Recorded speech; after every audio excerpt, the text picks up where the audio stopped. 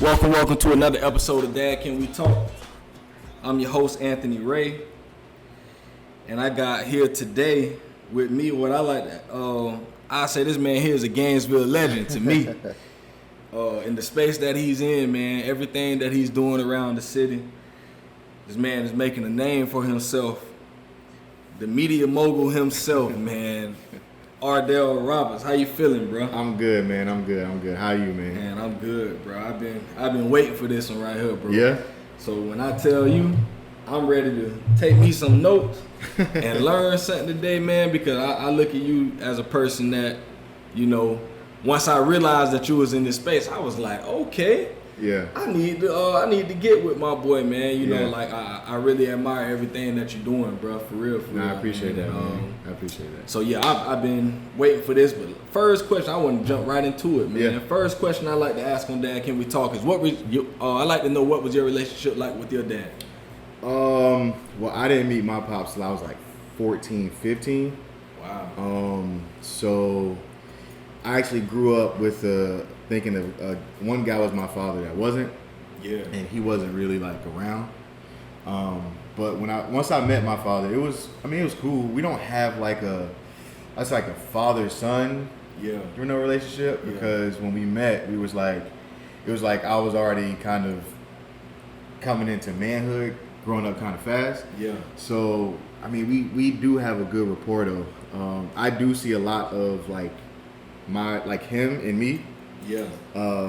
But you know, and it's not like it was one of those things where I had to get over the fact that he was that I was just meeting him. Yeah. Because he didn't know and I didn't know. So once we met, it was like, all right, well, I mean, there's not much raising you got to do at this point. You know, I just wanted to know who you were. I kind of, I sought him. I just wanted to know who my father was. Once I realized the guy who I thought was my pops wasn't. Wow. So we have like a very, I don't want to say friend, because I still pay him that respect. I don't call him by his first name. I call him my pops. But, it's a little different, because I'm the only sibling out of that side that didn't grow up around him. Yeah. So he's cool. I mean, we talk.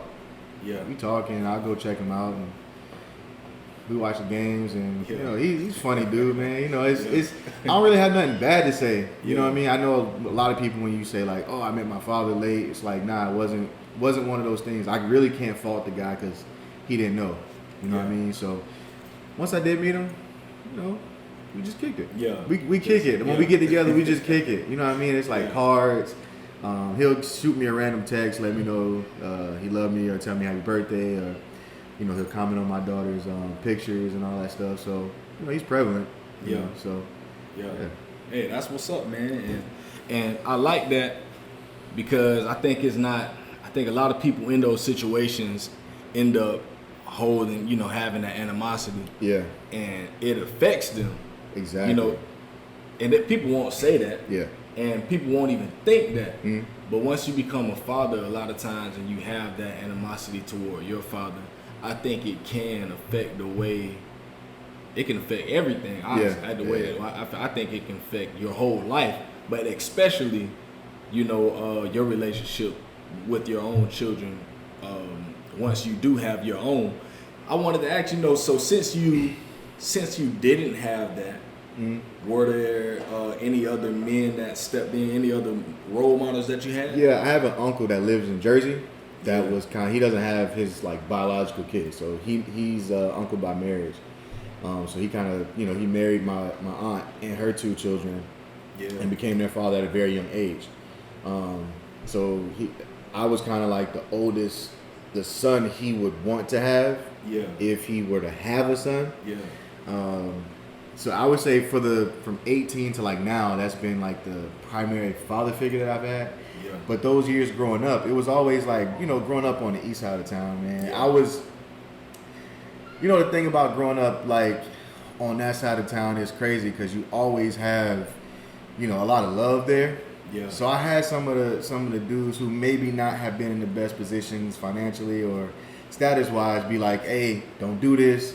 Stay out of this. Now, some of the stuff I did anyways. Yeah. But I always had that male presence somewhere. It didn't necessarily have to be like a father figure, but it was also, until I got to my uncle, it was like dudes would just give me like game from men, and I would just kind of pick take a little from here, take a little from there, and kind of piece it together. Yeah. And my grandmother had me read a lot when I was younger. So when I was like, 8, 9, 10, I was reading the autobiography of like Malcolm X and books on like Martin Luther King and Garvey and all these Langston Hughes. So it was like I read a bunch of like point of view like men type of stuff. Yeah, that's some real stuff though. Yeah, so like I think I got in trouble once at like 13 and I had to read The Art of War by Sun Tzu. Yeah. Like I'm like 13 I'm reading this. So like a lot of that stuff was just like ingrained, and that's puberty. So a lot of that molding that's happened, and I got older. So by the time I got to my uncle, when I went up to New Jersey at 18, 19, it was like, all right, let's show you about manhood now. Let's show you how to put it all together and connect it. So I would have to say my uncle, who really took me from being like, a man-ish to a man, to like this is how you act, this is how you conduct yourself. If you're gonna be in the street, this is how you conduct yourself. If you're gonna be in corporate America, this is how you conduct yourself. And that's what we do. Yeah, we have that talk all the time. Yeah. See, that's real. So as you like you say, you're 18, 19 now, and you're coming into your own. What did you go to college? Yeah. So where'd you go? All right, so I went to Santa Fe for a semester. Okay. That was a wild time. Yeah. But I was in the street. Like a lot of people don't know this, but I did have my stint in the street selling weed and carrying a gun and because I learned from just being around. Yeah. So I was starting to feel a bad energy around. I'm big on energy and big on vibes, and I think my grandmother was too. I had an uncle. The uncle that I moved with, he was in the streets in the 80s in New York, so he was like in it. Yeah. So I think he kind of noticed that I was kind of trailing that path, and because I'm good at like business and marketing, I was gonna the trajectory was gonna go high, but we all know that ends one or two ways. So he kind of made a deal with me that if you calm down, if I find you a tryout, because I was playing basketball at school, at PK.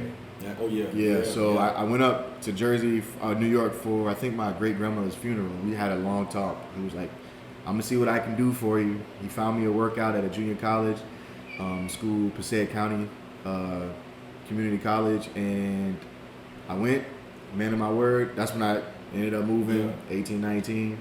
Played there for 2 years, and then I got recruited to play at Fairleigh Dickinson University. That's in Jersey as well. Yeah. So I played basketball there, and that was my scholastic career. That's when it stopped. Because after that, I wasn't trying to do no school, man.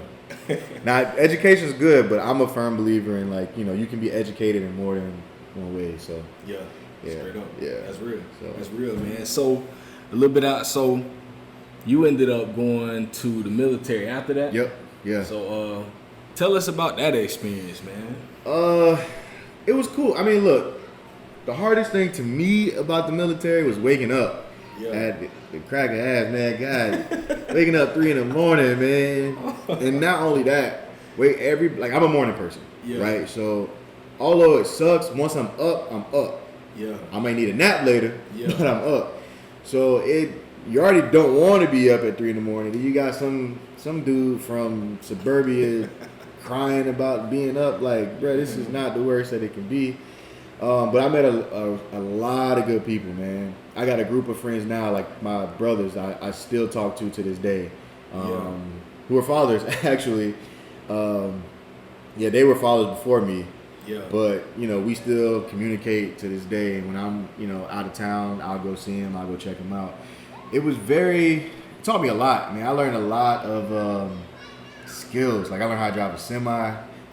Yeah, I mean, I already knew about weapons, so just a different type of weapons, shooting like grenade launchers and That boy shooting that missiles real and video games. being inside of a tank, all that kind of stuff is like the cool stuff. You know what I mean? But they don't tell you all the BS that comes with it.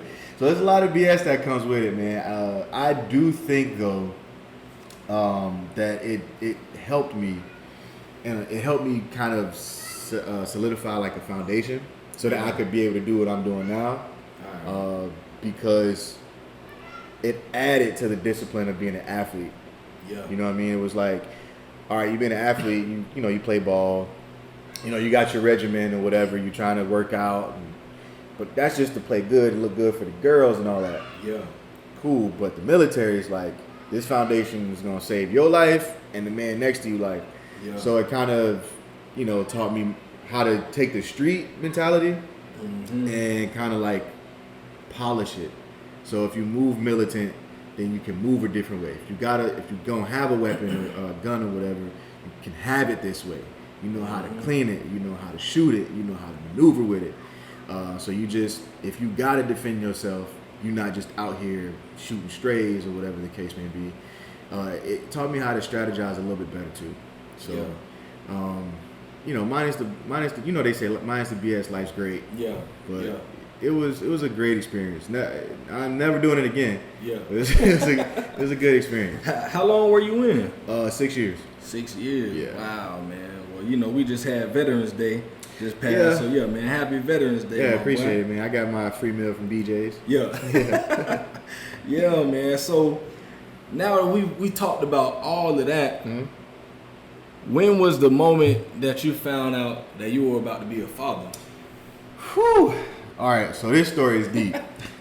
So when I first moved back to work at Magic 101.3, I moved back. Everything was good. I wasn't having no kids. I was 29. Yeah, 29.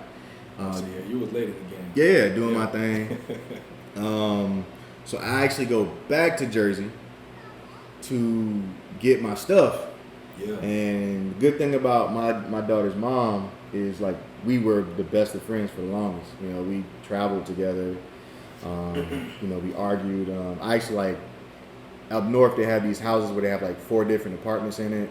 So I was living with them some of the time. They helped me a lot. You know, which actually helped me start this kind of stuff. Yeah. So you know, when I got up there, we hung out. Whatever. We had a good weekend. It was one of those, all right, you about to move, and I'm about to move on with my life kind of thing. That's what she was thinking. So I was like, we're going to hang out, do what we do, you know what I mean, and then kind of go our separate ways because we kind of just felt like our lives were going in 2 different directions, right? Mm-hmm. She's in corporate America. So, we were just doing our thing. It was a good weekend. Yeah. I came back. I was dating a girl. I was actually dating a girl here. Yeah. I think a month and some change went by because she found out. That was October. She found out November, and she told me. So my first reaction was like, "Oh," like I'm not gonna lie. My first reaction was like, "Damn." Yeah. Because we all have our plans of how we want to have kids and want to get married and the white picket fence and blah blah blah. And it was rough, man. It was rough because. At first, I just wanted a moment to process. Because it wasn't like, hey, I could be pregnant. Hey, you know, we've been having sex for a certain amount of times. Yeah. Whatever the case may be. It was just like Tuesday. I remember it was Wednesday. Tuesday, I wasn't a father. Yeah. Wednesday, I was going to be a father. It wasn't no, I think I feel weird. I'm going to take a test. It was just like, nope. Like, this is what it is. So I wanted time to process. And my family... Some of the women in my family didn't understand that. Only person who understood was my uncle. Yeah. So we kind of talked to the women in our family, you know, from a man's viewpoint to get them to see clearly. Yeah. So when they're coming at him for working crazy, then I'm like, well, y'all gotta understand what y'all asking. And so when they're coming to him like, all right, my family calls me Demetrius. So Demetrius is bugging out. He'll talk to me first. Yeah. And I'll explain to him my thought process. And because my thought process is a lot like his, he can then articulate to them, y'all need to leave that boy alone, let him process. So at first it was just like, whoa, you know what I mean? Because in my mind, I wasn't nowhere near ready to be a father. Yeah. One thing I did know for sure was not gonna not be in my child's life. Straight up. That was not gonna be a thing. I just knew for me, I needed to wrap my head around what to do first, because I never had a kid, so I didn't know. So I'm asking everybody. You know what I mean? Hey, what'd you do when you had your first son? What'd you do when you had your? So I'm just trying to soak that game. Yeah, that's what I do. I just ask a bunch of questions, get all my answers and all my research, and I sit down, lay it out on the table, and then I prioritize everything. So I looked at it more so from a logical standpoint first, because as men, I don't think a lot of people, not just women, understand this, but we have no emotional ties to the child until we actually feel it. Yeah. Like I don't know what it's like to be pregnant. So I don't know the emotions you're going through. Right. I don't know how you're feeling or how you may be thinking. All I know is I need to do everything possible so that if I die, or when I die, or whatever the case may be, this child is taken care of. Straight up. So I looked at it from that kind of standpoint. So I started putting together life insurance policies, trust funds, stuff like that. Putting part of my business stuff in her name, so that I can like pay her checks, kind of thing. Kind of trying to figure out where I'm gonna grab money from to send to her mother and whatnot. So, and I was doing all this stuff, and I was getting overwhelmed. And my uncle kind of pulled me to the side, and was like, bro, like, you're okay. Like, you're not 22 or 18. Like, you're educated. You got a decent job. She has a decent job. Y'all gonna be all right. I mean, I know the situation is what it is, but y'all don't hate each other. Y'all not at each other's throats. So relax. So once he kind of put that into me, I kind of like, because I'm not a panic person, but I was kind of like, yo, this is a kid. Like, I want to make sure everything is lined up. But as time got on and as the dust kind of settled, I just started thinking about the times I would spend with my daughter, and times I didn't have with my father, and actually him being a grandfather as well. So, when I found out, it was like, whoa, you know what I mean? But closer to the date, it was more like, all right, like, let's do this. Yeah. You know what I mean? Because, like I said, I was never not going to be in my child's life. So you just had to take that time to prepare. Yeah, man, I had to take it because I'm a man. Like, I'm a guy. Like, and I don't think a lot of women don't understand that. Like, y'all want us to feel what y'all feel, but we can't. All we can do is go off of. So a lot of men get emotional, when they propose, because it's what you see, what you feel, like what you touch. A lot of men tear up or cry when the child is born, because it's there. It's you can feel it. You know what I mean? We're very, like, our senses, like, we react off of our senses, especially visual. Yeah. So if we don't feel a child within us, if we don't feel the kick or like in us, then it's like, I hear you, but I can't fully relate. And because I can't fully relate, I'm just gonna try to be there for you and make sure all of my ducks in a row, at least, for the child when it's there. And what you're saying is so real, because I remember the first time it really was real to me. And I'm married. Yeah. So the first time it really just felt real to me was like when I felt the baby kick on the stomach. She was like, "Come here, Sean." She kicked. Yeah. And then when I felt it, I was like, "Oh, jump!" Like, that's really a baby. Yeah. She like, "What else is that?" Like, hey, like, it's like really like.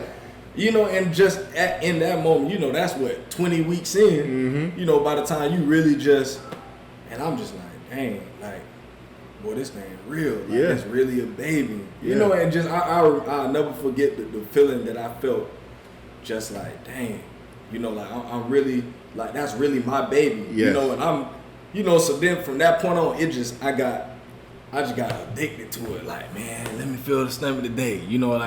I wanted to feel that, like you're saying, like, that's when I started getting excited. And, but because before then, it's like, okay, we having a baby. And I'm just kind of like, I was in like panic mode, because at the time I'm working like part-time, so I'm working part-time at UPS. All I'm thinking is, I got to get a full-time job.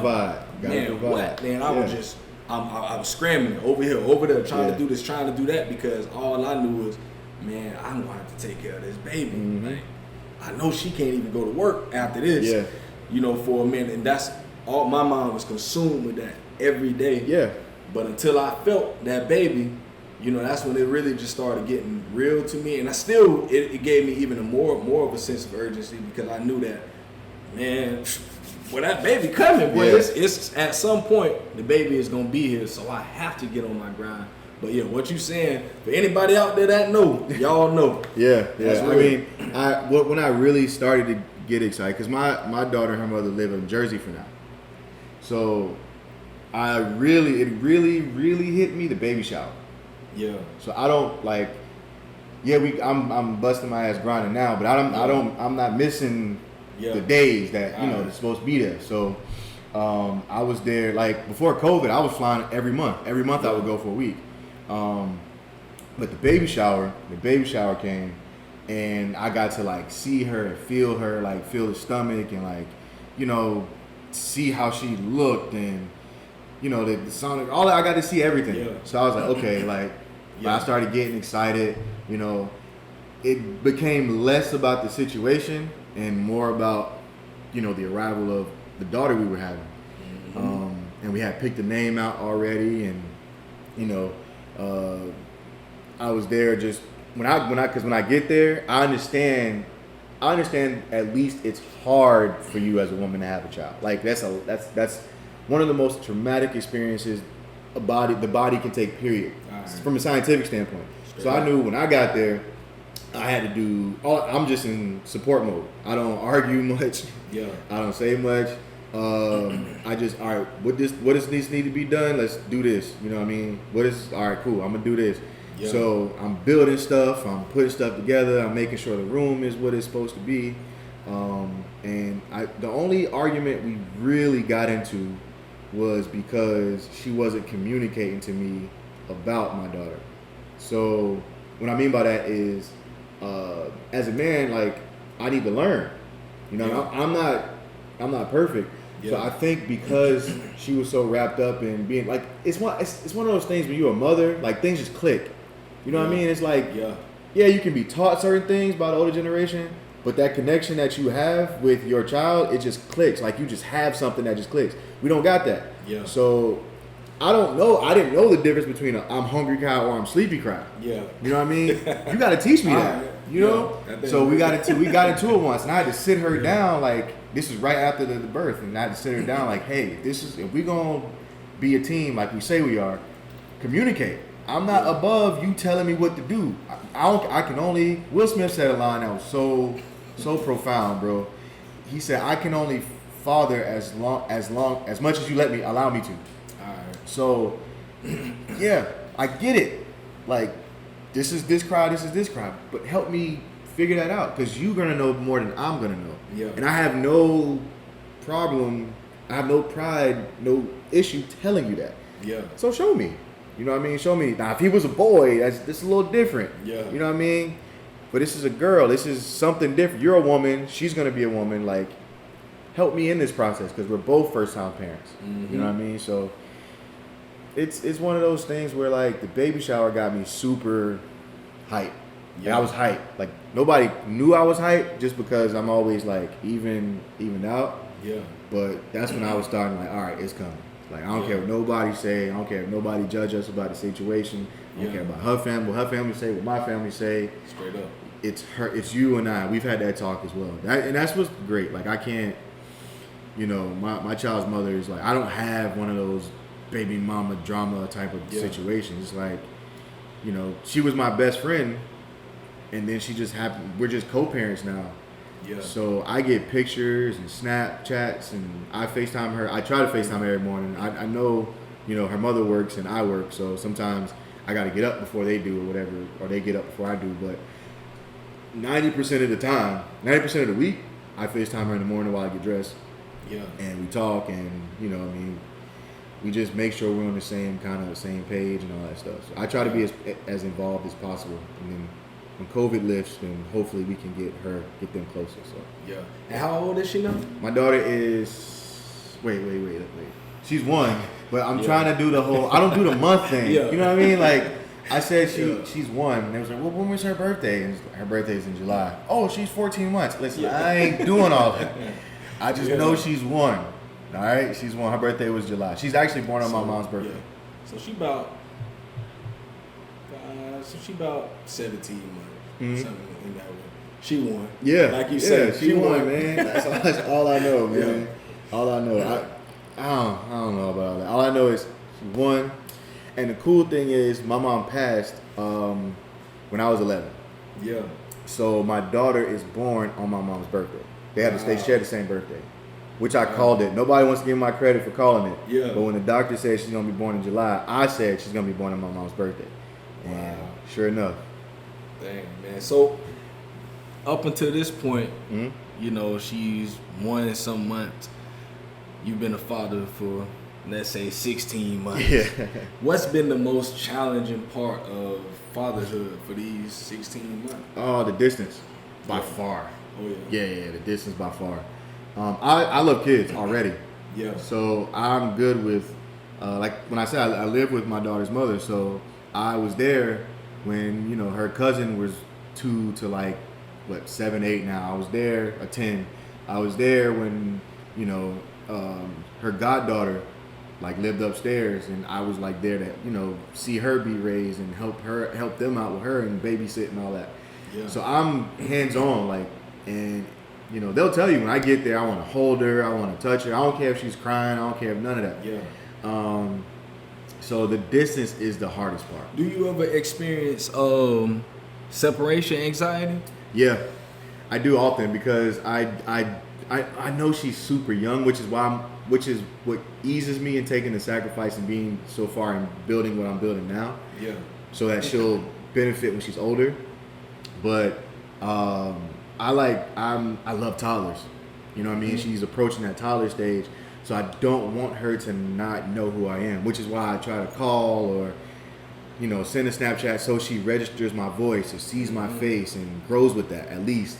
Because she's gonna grow up in technological world. So it gives me that anxiety. That's what creates some anxiety. But you know, I make sure that I keep in mind the bigger picture. Yeah. You know, the bigger picture is, all right, cool. It wasn't like I was in Jersey and then left. Because if I would have had her in Jersey while I was living there, I wouldn't have left. There would have been no way possible. But because of the situation, it was just like, all right, cool. She's young, so let me scramble, hustle up, build what I'm building now. So when she's 5, 6, 7, and we can really have that daddy-daughter time, then she knows what's going on. She knows daddy's going to run his own show. She knows what it is, and she can also reap the benefits from that. And my child's mother, too. I don't want to just, you know, not include her, because in the next 5 to 10 years, you know, I plan to be a millionaire.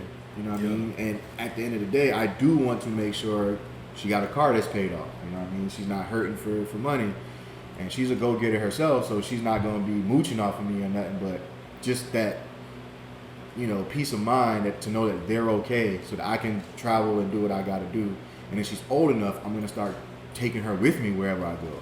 Yeah. You know what I mean? That kind of thing. So that's real. Yeah, that's the only thing that really causes some anxiety is the distance.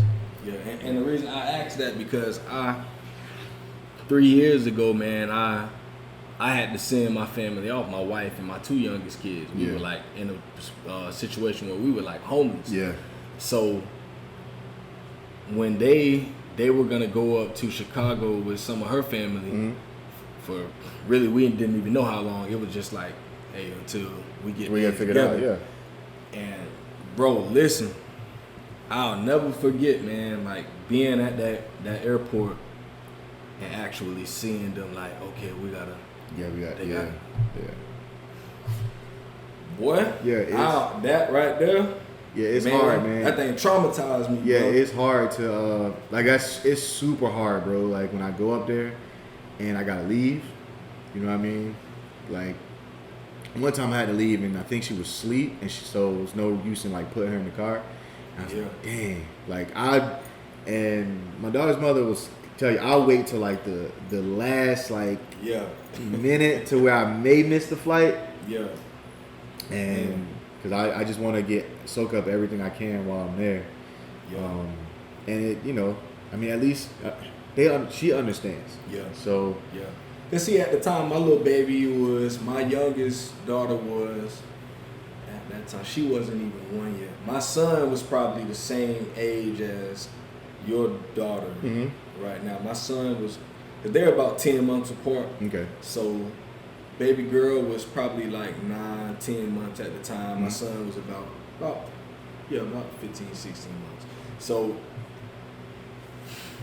I don't, like, my little baby, she don't really remember. Yeah. Like, what, really, she don't remember that time at all. Now, my son, he still, you know, he remembers being at the airport and all that stuff, and he remembers his times up in Chicago.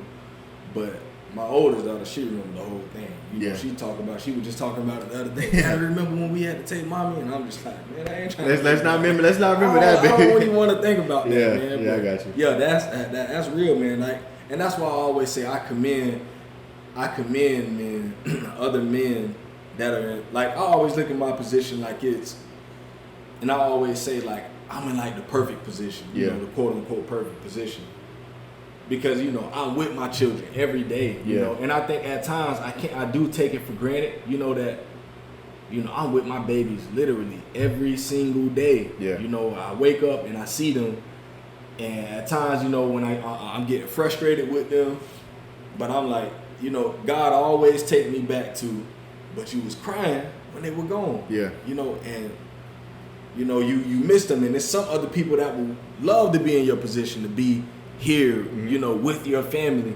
And it just always humbles me to just know that, man, there's somebody else in a position where they would love to be seeing their children every day and have them getting on their nerves, you know, and doing this and doing that. So yeah, bro, I commend you, bro. That's real, because I know it's a hard thing. Yeah. Like, and for me, I knew mine was temporary. Like I knew they were coming back. Well, I couldn't really say that, and that's the thing that scared me, because I'm like, man, I ain't promised the next day. You know, I ain't, you know, and that thing used to mess with my mind. But to know that, you know, I'm sure, like in your position, it's like one day, you know, to have that hope, you know, you do have that hope, like every day, like, man, I'm gonna see my baby, you know, on this day, or just having that hope to know I'm gonna call today and just see her. Yeah, that's a real, man. That's a situation, man, I don't wish on nobody, man. You know, just knowing that, you know, you're not in control of it. Yeah. But it does give you that extra drive, because, you know, like I'm more than sure that something that drives you every day. Yeah. Every day. Man, listen, when I wake up and I'm like, I want to go to work today, and I'm like, oh, yes, I do. Yeah. Like, you know what I mean? Because my days, when I don't get to see her, the day don't go as good. And I've noticed that. Like, that's something I've picked up on. Like, I'm not the same, you know what I mean? If I don't get a picture or a Snapchat or, you know, a FaceTime or something, the day don't go as good. And she can't really, like, talk back to me, of course, but just to see her move and, you know, interact with her mother or her cousins. Everything. Yeah, so, and her mother used to be like, I used to just be watching. Her mother used to be like, you gonna say something? I'm like, no, because she's not gonna, like, we're not gonna have a conversation. Yeah. I just want to see her. And I think once she kind of picked up, okay, he just wants to see her as that gives you so much comfort. Yeah, man. Yeah, and I can, all right, cool, I can get dressed and go do my thing and know that she's good. Yeah, that's real right there, bro. That's real. All y'all out there listening, man, for every father that does have their children in the home with, man, if your child lives in the home with you, man, cherish every day and every moment, because you just never know, you know. And there's some people that would love to be in your position, man. I can't say that enough. But let's move on to. I want to get into this media stuff, man. I want to know about Up South. All right. What, we take it from the top? Take it from the top. I want to know what got that started. All right. So Up South was Up South music at first. Yeah, because, you know, I remember that. Yeah, everybody wanted to rap. You know what I mean? So being that I used to do that, and I'm actually, you know, I am actually good. I was taking it. A friend of mine, my boy Hoove, I've known, like, we went to school together, so we were on our group chat, and I was like, I'm trying to think of like something to call, you know, a label, you know, whatever the case may be. Yeah. And we all was just talking to me. He was like, well, you live up north and you from the south, and what about Up South? And I was like, at first I was like, man, you trying to be funny. Yeah. But then it was like, oh no, I got a ring to it. So then I took it. I put the logo like together. Yeah. You know what I mean? Got a rough sketch made. That was what, 20. Man. I remember that was a few years ago. I remember seeing that. Yeah, That was probably man. 2018ish. Yeah, that's when I redid it. But when this conversation was 2013, 2014. Yeah, Up South has been a thing for a minute. Alright. I just didn't understand. I didn't realize the power in it at first. Yeah. Because I got frustrated. So the media stuff started because it was supposed to be a label to build a network of people around, because I was trying to get interviews and all that. And back then, there weren't no real media outlets. Yeah. So it was like, all right, let me create something to where I can do it. And that's when it became like Up South Media. Mm-hmm. That's when that whole thing came about. So I was like, let me create some kind of infrastructure for artists who don't have, you know what I mean, that support system or that media outlet kind of thing. Yeah. So everybody want to be a rapper. But I've always been a person to go against the grain. That's why I play basketball, because all my brothers play football. Yeah. So when I'm seeing everybody trying to rap, I'm like, all right, well, it ain't too many people who doing like radio or like media. Let me try to dip into that and be the one that they all come to. You know what I mean? Yeah. Because it's a lot of sheep, but if you ever notice, there's only one field they live on. All right. You know what I mean? So I was trying to kind of finagle that. And my uncle, being in the streets when he was younger, knew a lot of people in the industry, and he had a media company himself, more so editing and whatnot. And that's where I got my like taste of it, because I used to burn CDs for him back in the day. Hey. Yeah. And then I got an internship at KISS 98.7, which is it was the sister station at the time, the Hot 97. They're in the same building. So I got an internship there, and I kind of got exposed to it, and then went off to play basketball, and just kept, paying attention and looking. And so Up South stayed on the back burner for a long time while I was hooping, and then, got into the military, started thinking about what I wanted to do, and what really happened was I got a corporate job in Verizon, and I worked in their marketing department. So, you ever seen Boomerang? Boomerang. Yeah, the movie with Eddie Murphy, right? Yeah. So I was like that. I was like a marketing advisor. Yeah. And I was single, bro. Single. I just bought a nice little whip. It was like a Chrysler. I think it was a 300, the SRT version. Yeah. I had a nice little apartment. I was like 24 or 25 at the time. This was like right after. I did like a stint of construction too, like while I was in the military. And I went into that, and I was making hand over fist money, bonuses, all that. I'm good at this. So I was geared to go marketing, and what happened was, I came in one day. It was the Tuesday of Thanksgiving week. I remember that's like it was yesterday. I came in, and my grandma came up to Jersey to visit for Thanksgiving with my aunt. And I came into the office, and they closed our office down. They said we're shutting your office down because of mismanagement of funds from the general manager. So because we don't know who all got the money or what was happening, we just gotta deal with the whole office. Yeah. And I was like, well, dang, y'all could just take my job like that? And it was like, yeah, bro, it's in the contract or in the paperwork. So it was like, we'll give you your severance, or you can decide different locations. So they gave me a few, and they gave me Tampa, but I wasn't ready to come back to Florida. Yeah. And they gave me Washington. So when they said Washington, I'm like, oh shit, DC, that's another area, because at that time I was trying to live places, trying to experience. Yeah. And they was like, nah, brother, Washington State. Oh. I'm like, nah, I'm good, bro. I'm cool on that. I am all the way good. So I left that, and then I got a real estate license. Yeah. So I was doing some real estate, and what happened was I lucked into selling some condos for some of the New York Giants. Wow. Yeah, listen, man. I got with Keller Williams, and I got with Al and Sue, which are two older white couple, bro. When I say these folks noticed my potential, and as soon as I got my license, they pulled me in and was like, hey, like, you're going to be with us. Like, you look like you can be something.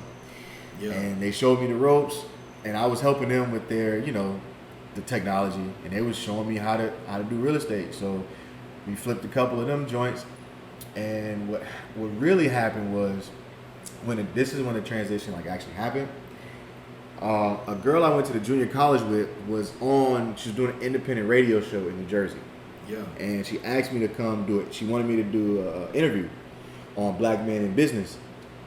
So I went and did the interview, and we had a great time. You know what I mean? And the owner of the station was like, "Anybody tell you got a radio voice?" And I was like, "Nah." My response was usually when people say you're meant for radio, that means they're calling you ugly. Yeah. And I'm like, "Nah, bro, but what do you like? What's on your mind?" He's like, "Well, you know, we would like to have you come back weekly to do a segment like this." So I'm thinking marketing, like, this is great. Like, it can help me get more clients or whatever the case may be. And I just fell in love with it, bro. Like, every week we was doing it. It was great. I was coaching as well. So I was coaching AAU and then doing real estate and then doing the radio thing. And then she was like, one of her co-hosts quit. She did a morning show, so her co-host quit. She was like, "Can you do the mornings with me?" And I was like, "Well, yeah, that's fine." And do the mornings and go to the office and go coach. Not a big deal. Yeah. So we doing it. And I think what happened was I took the audience from like 300 to like 1,500 in like 2 months. Wow. Yeah. And I had people from here listening because it was an online radio station, so they could download the app, tune in. And I had people calling. Blazer was calling me up. Yeah. Status was calling me up. Yeah. Like, so they became like regulars on the show. Yeah. It was like a thing. So the dude was just like, "Yo, I see what you're doing in marketing. Can you help me with the, running the station, marketing the station?" And I was like, "All right, well, that's fine." Yeah. So started doing that, and that's when I learned about podcasting. I learned from, what's that man's name? Juan. I can't think of it, bro. It's gonna be 3 a.m. It's gonna pop up, but Juan Epstein. Yeah, nobody really knows. That's when it first started. That's when podcasting first, before Spotify, before SoundCloud. It was just the podcast app on the iPhone, old iPhone. So I'm watching this stuff and I'm listening and I'm like, "Yo, what is a podcast?" And I'm just listening. I just hit the thing one day. I was listening, and they were Cypher Sounds and what's the other white dude name from Hot 97. I'll think about it in a second. I can see his face. Peter Rosenberg.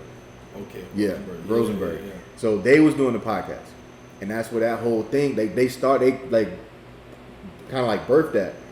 And this dude named rest in peace, Reggie said Combat Jack. Mm-hmm. So they were like the ones I was listening to, and I was like, "What the fuck is it? What is a podcast?" Yeah. So I'm like, "Oh, all right." So I just started paying attention for like a year, bro. I was just like research, podcast on Google every day, like reading up on this. So I'm like, "Oh, people pay for studios to like record audio." So I go to the owner and I'm like, "Yo, like we should rent out the studio when nobody else is in here, because people paying to do podcasts like for studios." He was like, "I don't know about podcasting. What is this podcast mess? Podcasting, blah blah blah." So this had to be like a 3-month like back and forth. So finally, he lost money, like in the station, had to shut the station down. Okay. So I bounced from that station to another station where I was executive producing the show and kind of like their DJ. But it was really just picking the music to play for them. And that guy shut his station down and moved. So then my child's mother was like, "Well, why don't you just start your own, like, media company? And do what you start with the podcast." And I was like, "All right." So my aunt fronted me like $200 and was like, "This is all I got. You know what I mean? If I had more, I'd give it to you, but this is all I got right now. I believe in what you're saying," because my aunt and uncle are always like, "We'll support anything you say as long as you come with us with conviction and research." Yeah. So I had a year and some change at this point worth of research on podcasting, and I was like, "I think this is a good avenue to go into." I researched what I need, the prices and everything. And my aunt was like, "Here's $200. Figure it out." So I took $200. I went to Amazon. I think I got I already had a laptop, so I got three mics for like $25 a piece. I bought an audio interface, a little audio interface, and I spent the rest on buying the program to record. Went to YouTube University and got to work. I taking notes on how to record, how to edit it. I had a WordPress website, and that's how I started podcasting. Yeah. And at first, it was me and 2 friends I had up there, but they was on some other stuff, coming late, not showing up. So that was the first installment of like first podcast, like the platform, something like that. Yeah. And it was a platform because I wanted to have artists or like whoever come on and do interviews. Mm-hmm. So what happened with that was I did a couple of those as well, and what happened was our artists kept like, yo, I can't make it, whatever. So my uncle, this is when I was telling you the garage. My uncle was like, you need a place to record, the garage. So we used to every Tuesday, we used to deck the garage out. Yeah. And it get cold, so I had to buy like a space heater to heat it up. Yeah. We was in that thing sweating, and we was cranking out content, whatever content. So then I met these videographers because I'm great at networking. So I was networking. I met a couple videographers. They came. Then I met 2 gay people. Yeah. Yeah. One was a DJ. Shout out DJ Amazing Grace. And then there was another one, Johnny, I think his name was. But a lesbian and a gay guy. So I made a show. I produced a show called 2 Gays in the Straight. Yeah. Where we just got ratchet. Yeah, you know what I mean? Yeah. We just went in, and it was great, man. It was cool. And then one guy, he had some demons he had to fight, so he had to taper off. And then DJ Amazing Grace, she just got like super busy with DJing because she was good at what she was doing. Yeah. So I had to kind of pause that, and then I started doing the music video show with my videographers because one of my co-hosts quit on me like on the day we were supposed to shoot. So I was like, hey, let's try this idea I have with independent music. Threw that together. So we were just constantly trying stuff, seeing what stick. That's why I was telling you, it's only been recent that it's been consistent. Yeah. So I was just grabbing content. I remember doing some stuff for Fabulous and getting hired, because my content wasn't sticking. We still had to make some money. So I was like, I'm gonna go out since I come from sales. I'm gonna go out and get us some work. So we was getting work, recording stuff. You know what I mean? Putting stuff together for people. Just bringing revenue in that way, and trying to crank out projects. And then my videographers were young, so they still had their ambitions. One went to Syracuse, which is, if you don't know about Syracuse and their broadcasting department, it's one of the best in the world. So I'm not going to tell him to not go because of me. Like, brother, go do your thing, because when we meet up again, both of us will be way better to work for each other then. So it kind of tapered off, and that's when I kind of started, because I learned so much, all right, let me see what's available Gainesville, bro, because nothing else is no media outlet is really in Gainesville. Let me see what I can put down in Gainesville. Take all the stuff I've learned, because now I'm starting to learn. I'm following people like Lil Duval and Slim Thug, and I'm like, man, these dudes live, he live in Texas, he live in Atlanta or whatever, Duval, whatever, back and forth, and they just travel. Yeah. And they just use the power of the internet and social media to they get their shows, they do their shows, and they got to spend all this money in New York. Let me see if I can swing that in Gainesville just on a smaller scale to start. So I told myself, it was, I think August 12th, right? I was like, hey, now I still got the Facebook status somewhere. I put a Facebook status, August 12th, 2017. If I'm going to get a job at Magic and I'm going to move home and start up south there. And then a year to the date, I remember that. Yeah, a year to the date, I got hired at Magic. Yeah. And that's how that started. And that's when Up South started. That's when I had enough income to start putting money into the ideas, the events, the podcast, all that kind of, the equipment, all that stuff. So I just was saving money. And then I was going to Amazon, need this, Guitar Center, need this. Okay, I need to make this better. It was a lot of trial and error, because when we do the podcast with Doug, he bought the wrong mixer at first. Yeah. And he felt like bad about it. I'm like, no, bro, this is how we learn. This is how we figure this stuff out.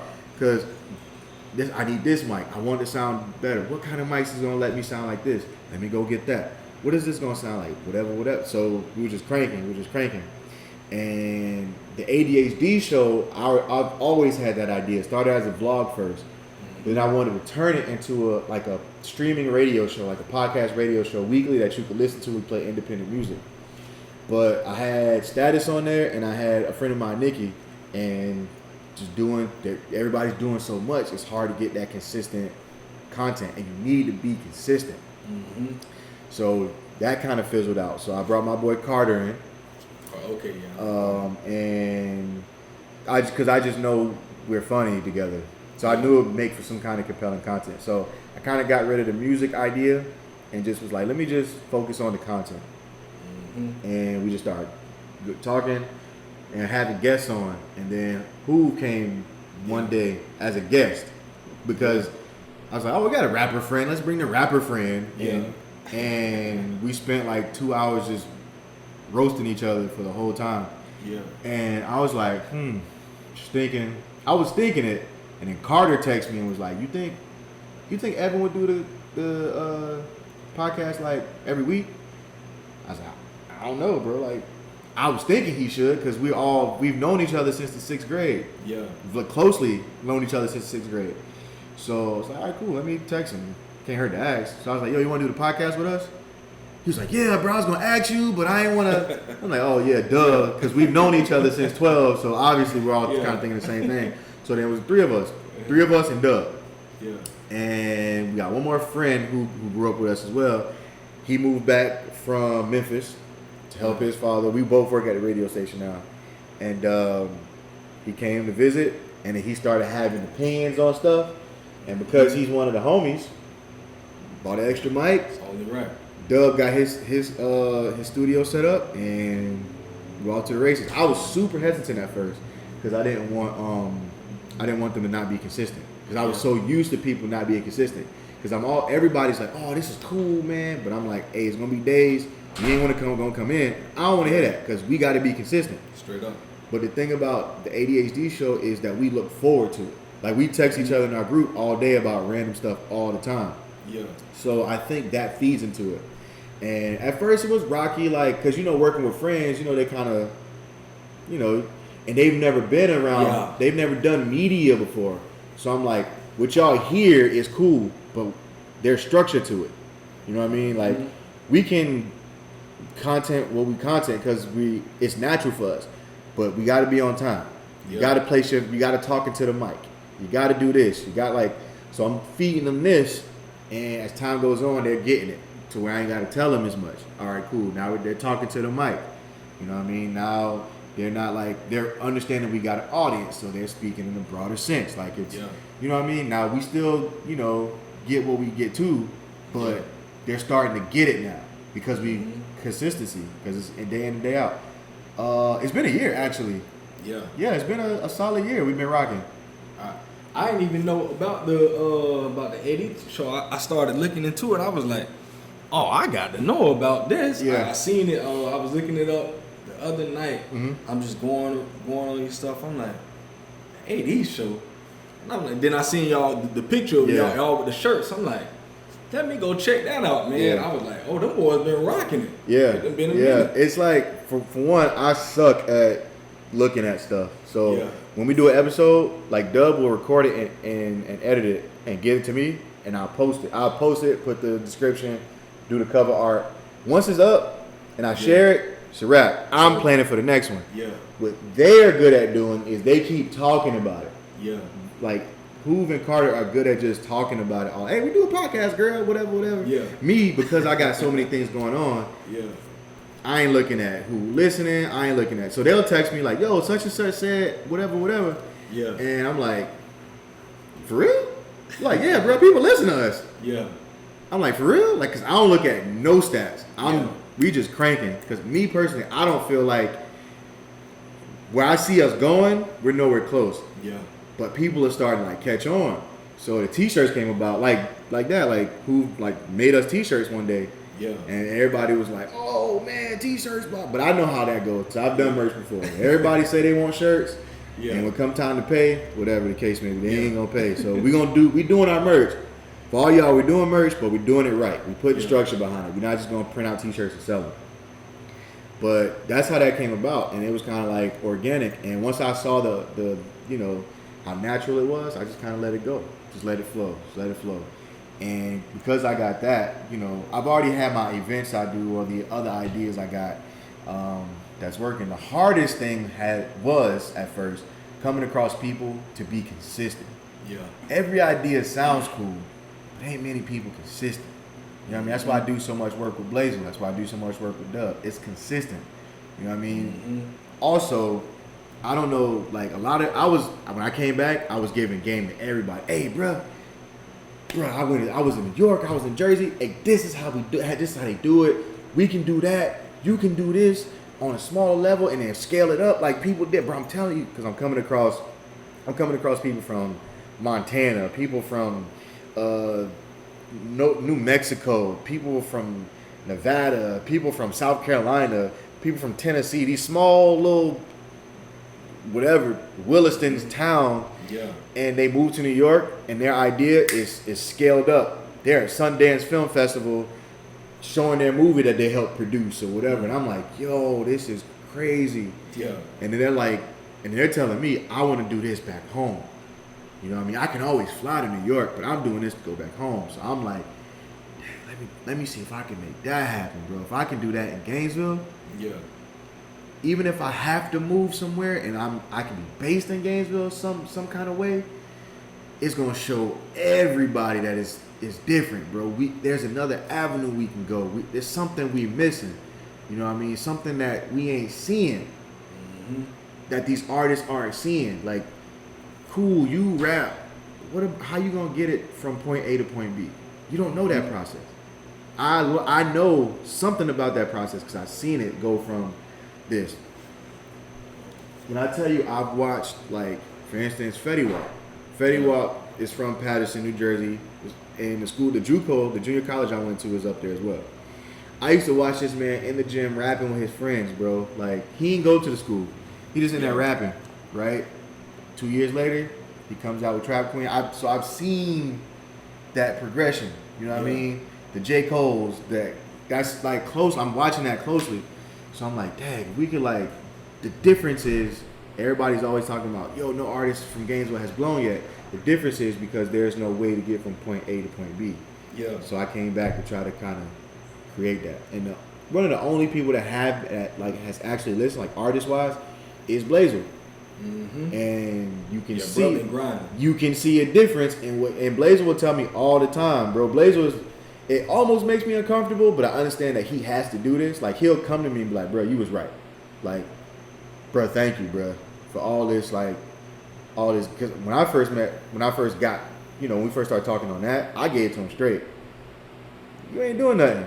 Like, bro, I'm telling you, I'm seeing these dudes in their areas, bro, and they are making it happen.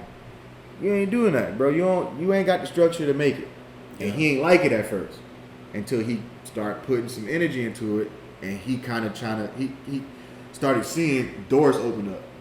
Mm-hmm. I'm like, bro, why you ain't got this kind of merch? Yeah. Why you don't do it? I know you want to do it this way, but let's take that and then stretch it and see what we can, like, pull from. And once I showed him, like, or and I don't want to make it seem like, like I'm big brother or whatever. It's just like, no, it's a conversation we had because that's my guy. Yeah. So he'll have an idea, and I'm like, okay, you got that idea. Now let's literally, like, spread it apart. Let's dissect all of it. Like, that this is the scene on Iron Man where he messing with his holographic stuff, and he hit a button and it spread, and he pulling this. Let's do that. Let's you got this concept. Let's pull that concept out, because that's what I do Up South. I want to do merch. Okay, cool. I want to do whatever merch is. Take the word merch, spread it out. Mm-hmm. All right, what do I wear first? I love socks.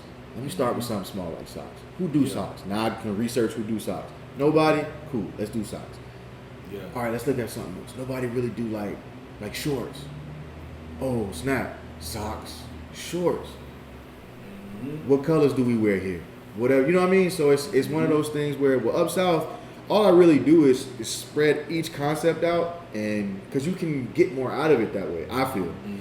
And when Blazel kind of took that concept, you start hearing the change in his music, his confidence, the way he was dressing, the way he was maneuvering. The biggest thing I saw was who he was tolerating. Yeah. Because when we get so caught up in wanting to do stuff for the love, and I get it, but when people not getting that, receiving the love, keep it moving. That way they might say, hey, bro, you don't never do nothing for you. Right. I don't do nothing for you because I tried, and like I'm good at. I don't care if you not with me on what I'm trying to do, or we not with together. It's a wrap. And if I have one bad experience, I'm not coming back to you no more. Like we're not working because I can figure it out on my own because I have. Yeah.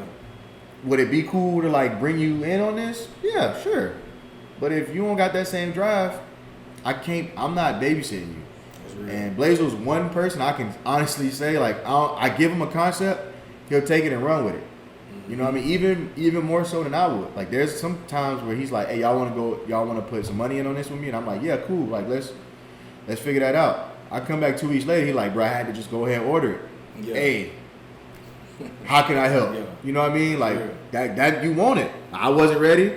You was. That's how the business goes, supply and demand. That's real. So I just, I used to try to give so much game to people that I've just picked up. And, people, it's been falling on deaf ears, so I kind of just give it to who keeps asking me for it. Yeah. And apply it to myself. That's real. That's real. And I learned that type of stuff just from being in ministry. Yeah. For almost the last 10 years. Mm-hmm. I used to be so just, like you say, man, I got this, I got to a point now to where if I see a person they ain't really on that like that, and they're not paying attention, and they're almost like wasting my time, man, bro, listen, I done told you, I done gave you this, gave you that, man, at some point I gotta take my hands off. Yeah. Because now I feel like I'm a hindrance to where you're going. Maybe if I take my hands off you, you just might get it, bro. Mm-hmm. So I take that, and I'm talking about in ministry that's just dealing with lives, dealing with helping people, and it can get tiring, but it's very important when to know when to take your hands off. Yeah. So when I really look at that aspect of it, I think it's just so important to understand that when to take your hand off, when to keep your hand on. Some people are literally not worth the time. Yeah. And now that I'm coming into this space, I've had people, like you say, I done tried to get together with certain people. Man, I've had people just literally, bro, and this is something that I still just don't understand. It's like, you say you wanna get together with me, you wanna do this, you wanna do that. And then you leave me all the way on until like the day that you don't even show. I'm like, oh, why you ain't just saying that? Yeah. Like, why you ain't like, bro, I'm good. Like, now you done got me way on to this day, and now I done wasted a whole week, literally. I done wasted a whole week. I done put stuff out there, I done did plans with my family, all that. And it's like, dang, bro. Like, if you ain't want to do it, just say you ain't want to do it. Yeah. Or there's people that'll play with you and have you doing stuff, just every week asking for advice, man, I need help with this. Or you will give them a whole book. Yeah. And I'm like, bro, you ain't get nothing from last week. And I got too many other things going on. Yeah, exactly. And you playing. Exactly. What I've learned to do now is when somebody comes to me like that and I can't, break down, I'll give them where they can go get it. Yeah. Hey, listen, I'll tell them, listen, I don't have the time for it, but hey, look this up, read this article, and go from there. And then we can get together in the next week or two, and we can really chop it up. But I'll meet with people and hang out, whatever the case may be. But at the end of the day, it's one of them things like, bro, I got stuff I'm trying to do, so I need to make sure we all good. Yeah, that's real, man. Let's make that happen. That's real. So, one of my other questions I wanted to ask you. Yeah, So man. you went over that AD show. I had to ask you about that. Yeah. What about what negative impacts, if any, what negative impacts do you believe that the media has on you? A lot of times, bro, media don't do a good job of, and I understand some parenting, but in media, there's a responsibility to, you can control what you put out. Yeah. You know what I mean?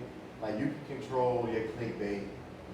You know, you can control who you have on, or you control your platform. You know what I mean? So, I think media also has a lot to do, like the shade room, bro. Like, that's media. Yeah.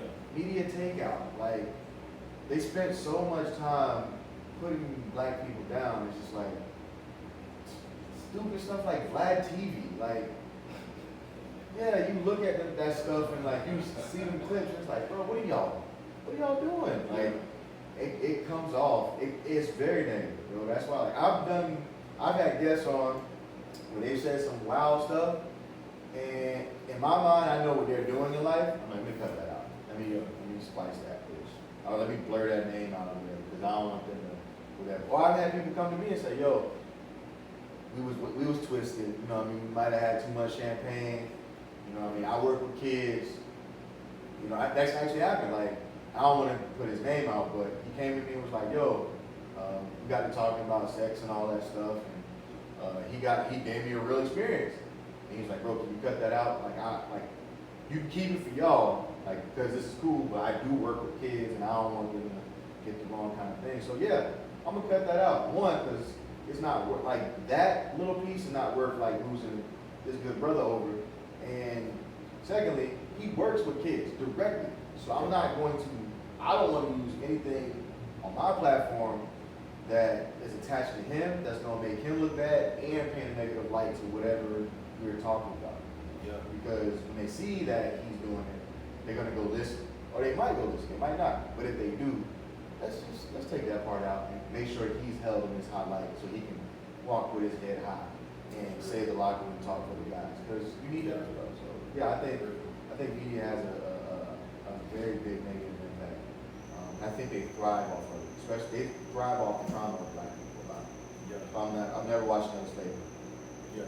Never watched that slavery ever. I think the last one I saw was Antebellum, and that's because my girlfriend wanted to watch it and did not know it was slavery.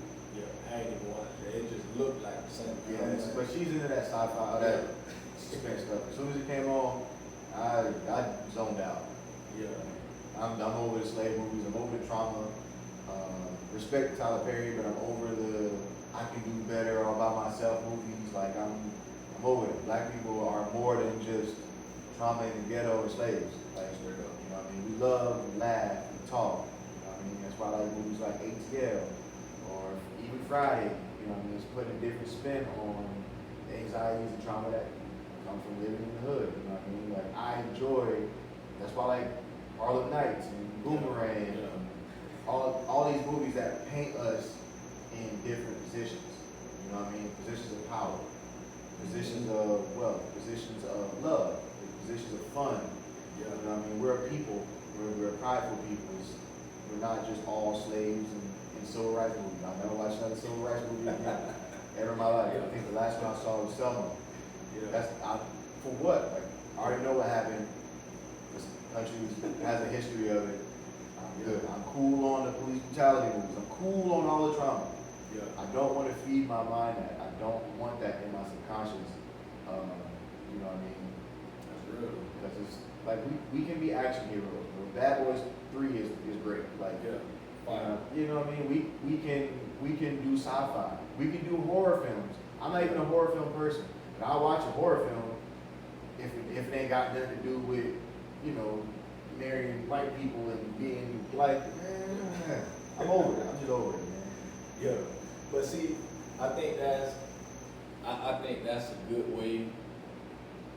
to look at it because some people don't understand they don't understand the effects of allowing that stuff just continue.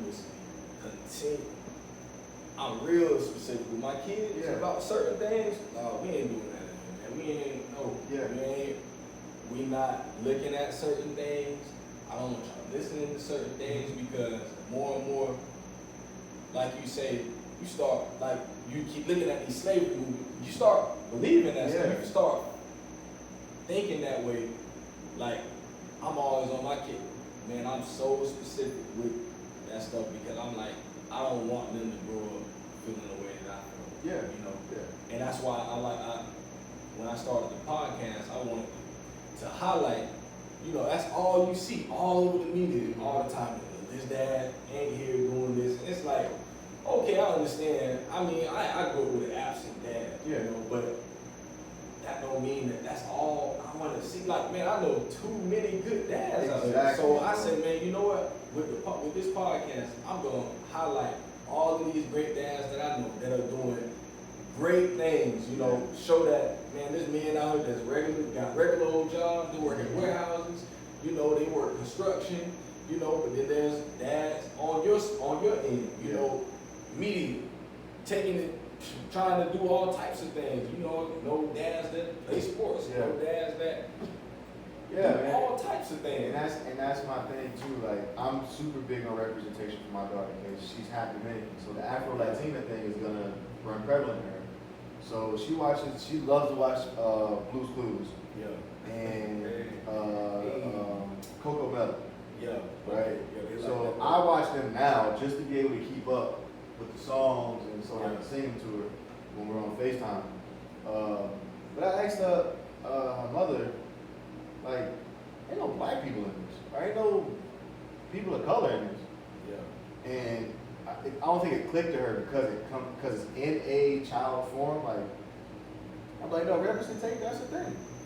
And I think it woke her up because she sent me because we started, you know, having conversations about it, and then she sent me a like cover art or a flyer or something of some show that's like Coco Melon, but they have like people of color in it. She's like, remember we're talking about this? This is cool. And I'm like, yeah, this is exactly what I'm talking about. We can be cartoon characters. We voice actors, like we, you know, I just don't want her to see, you know, and it's nothing against white people because, I mean, if I'm being honest, I am in an interracial relationship. Yeah. But our girl's the first one to tell you, no, we need some representation. Straight up. You know, because that's something that was prevalent in our getting to know each other. Like, I can't understand you as a black man, I understand the plight though. I'm never going to question if you come to me and say, hey, I think these people are being racist, we are going to look at that first. And if it's not that, I'm going to tell you. But if it is that, we're going to handle that accordingly. So, comes to my daughter, it's the same. I don't want you just seeing sunny skies and songs attached to just white folks. Yeah. White people do have a good time. Yeah. But so do we. Yeah. And we have a great time. Yeah. We can put on Frankie Beverly or whatever electric slide. You need to know that. Yeah. And then you have this Hispanic side as well, the Latino side. You need to know that. They're very prideful people too. There's a lot of similarities. So I can't stress enough to want her to see that. Like, it's cool to watch Coco Melon. I'm not saying I'm not gonna be that dad. I'm not gonna be the ain't no black people on TikTok. No, but I'm gonna be, you're gonna watch this. Yeah. In addition to watching this, let's watch this as well. So let's figure that out. So I try to keep that representation strong. That's why this election was kind of powerful. Yeah. I mean, I'm not big in politics. I don't care. I do know one thing though, that my daughter would never have grown up. She would grow up and never have not known a black president, a black vice president, and a woman vice president. Yeah. You have representation to go after. Now you can get into what they've done or whatever the case may be, but having that representation is a little different. Now in history books, I can look at her and see that. Yeah, because when we was growing up, we didn't know the history books was lying. When we found out, we took it to our parents or grandparents. They're like, no, it's in the book. It must be true. Mm-hmm. Now I can if Obama and Kamala is not in that book, I can talk to her, and if she ever questions me what's in that book, no, baby girl, look, number 44, is right here. You know, the vice president, 46, is right there. Like, that's history embedded. I don't care what's in that book. This is what really happened. That's real. You know what I mean? So it makes it a little better to have that conversation with you. So That's real, man. If you can take everything that you know right now and give the 18-year-old Ardell any type of just one piece of advice, what would it be? you know, I think about that often, right? 'Cause I think we all have some regrets with decisions we made. I think my biggest one would have just been like F everybody else. Because that's why I joined the military, that's why I went to school to play basketball. Basketball was cool, but it was always like, go get an education. You know what I mean? I'm not telling nobody not to get an education, but it's just something within me that was like, nah, bro, this ain't my path. This ain't what I'm supposed to do, but I know it's the safest way. My grandma this. So that's what and I tell you what, bro, once I started doing that, just saying effort, have a level of effort, things just kind of took off. Like, opportunities came out of nowhere, bro. Like, meeting different people and interviewing different people and getting advice and running into the right person just to give me that spark to go find the information I need for something. Like, all that came because I stopped worrying about what other people wanted me to do. So, if 31-year-old AD can talk to 18-year-old AD, bro, do what you want to do now. Starting now. If I was started at 18, I'd be Nick Cannon, just less corny. Like, I'd be the mogul that I'm going to be in the next 10 years. But everything, you know, all in his timing. So I would definitely just be like, bro, whatever you're feeling that for a reason. Just go for it. If it don't work out, it don't work out. You'll still be young enough to figure it out. Straight up. That's real, man. That's real. So, if there's any young dad out there listening right now, what would you give them one piece of advice for a young dad out there? Consistency, bro. First of all, everything in life revolves around consistency. Time is consistent. It's nighttime right now, it's going to be daytime tomorrow, it's going to be nighttime after that. You know that's going to be consistent. Be consistent in your child's life. I don't care. I understand people got some, you know, baby mama from hell. I understand that. Whatever you can do within your limitations, be there, bro. Because it's going to come a time where, as kids grow up and they want to have understanding. And if you're consistent, you're going to be around to give them that understanding. It's going to wake them up. Damn, maybe my mama wasn't the best person. She could have been a good mom, but maybe she was wrong for forcing my dad to be away. Because you can start pulling records. You can start like, but you gotta be consistent. Dang, your mom didn't want me to see you, so I ran off and whatever the case may be. Yeah. You know what I mean? That's gonna come off a little bit. Like I said, me and my child mother don't have that problem because she's not that kind of person. But in my mind, I'm just like, I know one day she's gonna grow up and she's gonna ask, hey, why are you laying around so much? Why are you so busy? Whatever.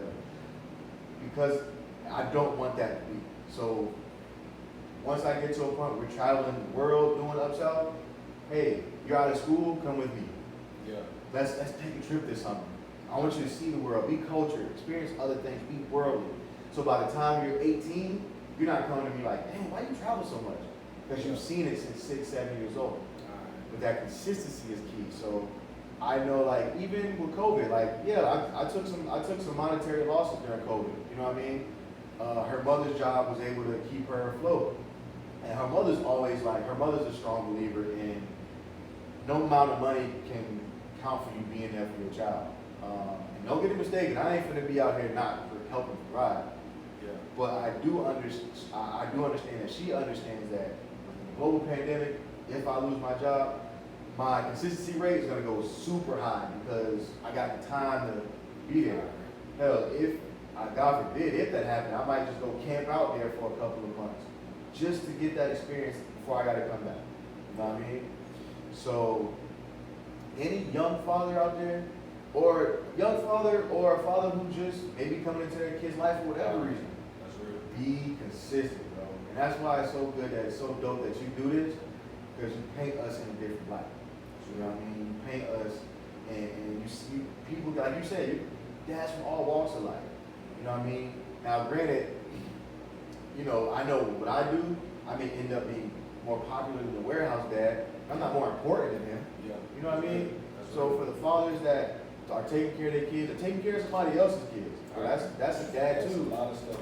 A lot of stuff going on. Consistency is key, and that's why this shows like this is why I came back to Gainesville, bro, to like see or like spark something. Because I may not have, and I'm not gonna say I'm the catalyst for all this, but I do know that if somebody is gonna make a documentary about media in Gainesville, or culture in Gainesville, or whatever in Gainesville, I'm gonna be in there somewhere, and you can't deny that. That's real. So when I see stuff like what you're doing, I'm like, Dad, that's what I want to see.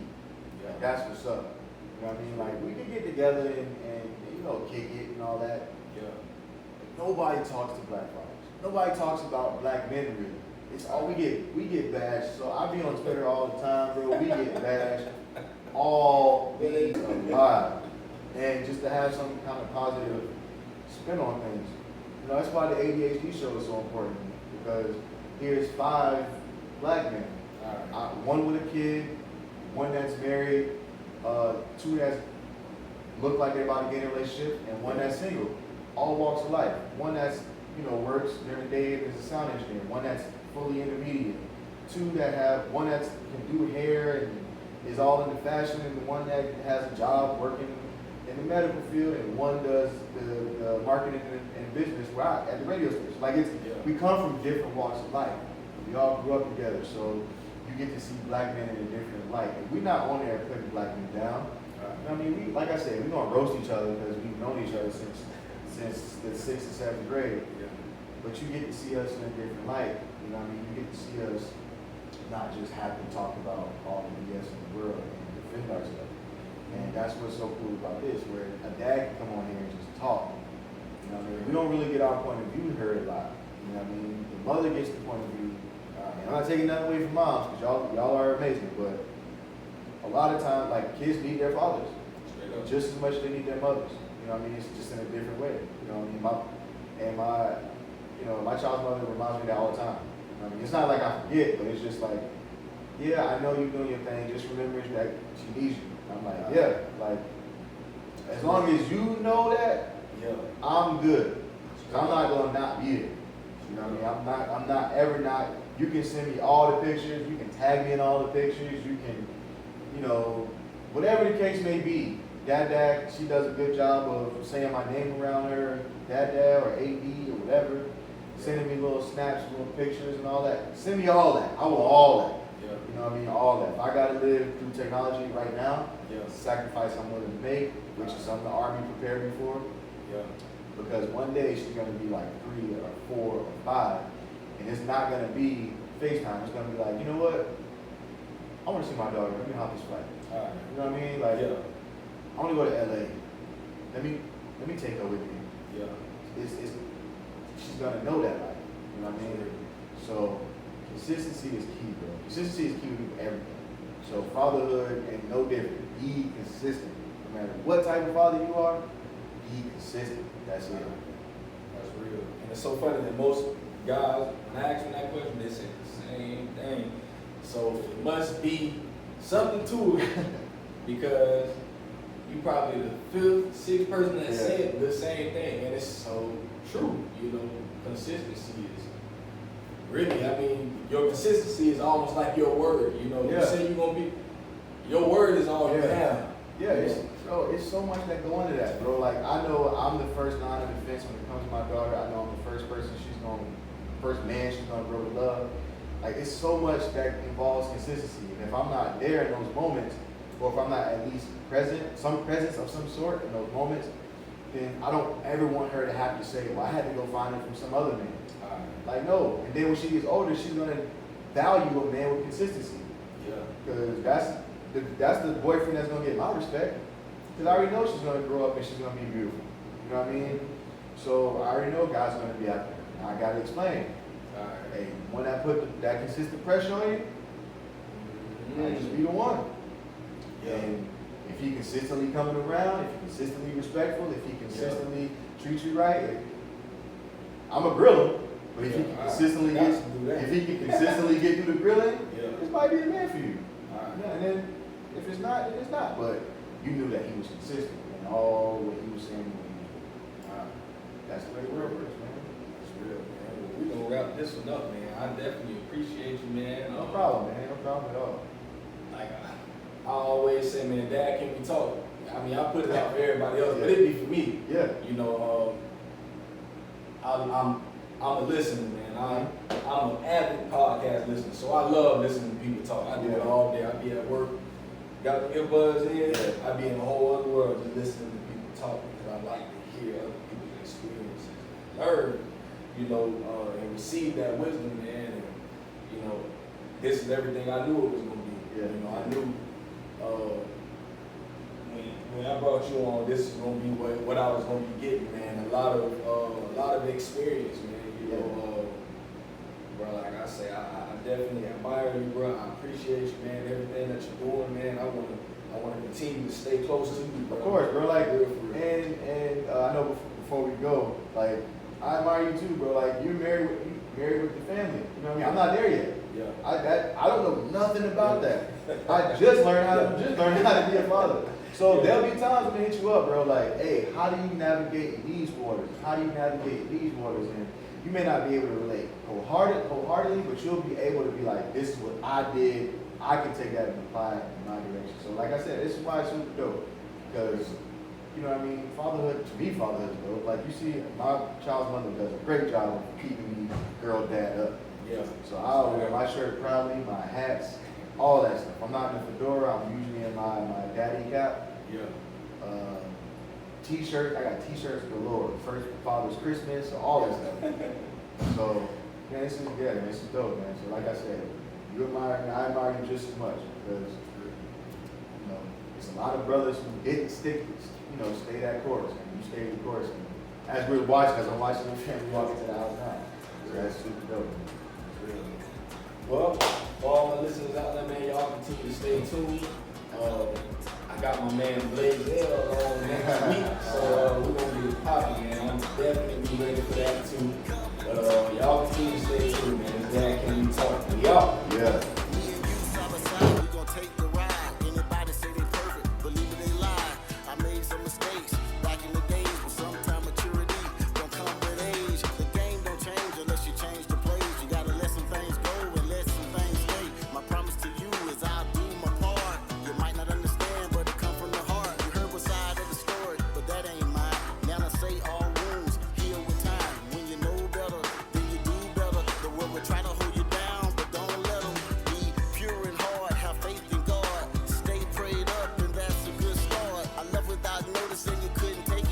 You fought me